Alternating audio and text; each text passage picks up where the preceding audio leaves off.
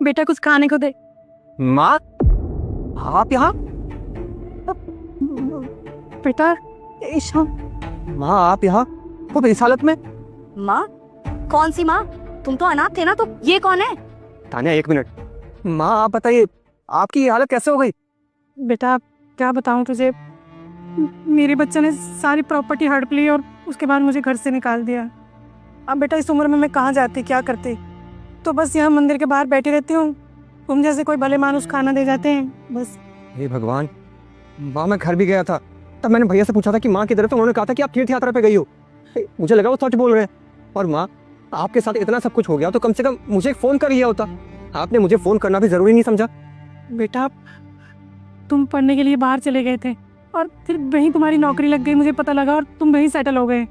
और मैं कहाँ बताती तुम्हें, मेरे पास तो फ़ोन भी नहीं है। और फिर सोचा कि जब अपनी औलाद नहीं साथ नहीं दिए तो तुम्हें क्या परेशान करती। माँ, आप ऐसा कैसे सोच सकती हैं? आपका छोटा बेटा जिंदा है, लेकिन भैया ने जो आपके साथ किया है ना, उसके लिए मैं उन्हें कभी माफ़ नहीं करूँगा। और उन्होंने जो आपके साथ किया है उसकी सजा तो उनको मिल के रहेगी। एक मिनट ईशान, कोई मुझे समझाएगा कि यहाँ चल क्या रहा है? अरे ये सड़क छाप बुढ़िया को तुम अपनी माँ कह रहे हो, तुम्हारा दिमाग खराब हो गया है क्या? देखो तान्या, इनको सड़क छाप कहना बंद करो। अरे ये मेरी माँ है। हाँ, बचपन में मेरे माँ बाप गुजर गए थे, लेकिन उसके बाद से मेरी परवरिश इन्होंने तो करी है। इन्होंने मुझे पाला पोसा, पढ़ाया लिखाया, तब जाके मैं इस काबिल बना हूँ। और तुम इन्हें सड़क छाप कह रही हो? ये सब छोड़ो। माँ, ये आपकी बहू है। अच्छा बहू? एक मिनट, मुझे हाथ लगाने की कोई जरूरत नहीं है। तुमने इसे पाल पोस के बड़ा किया, मुझे नहीं। तुम मुझसे रिश्तेदारी निभाने की सोचना भी मत। अरे तुम जैसे सड़क छाप लोगों को ना मैं मुंह भी ना लगाऊं।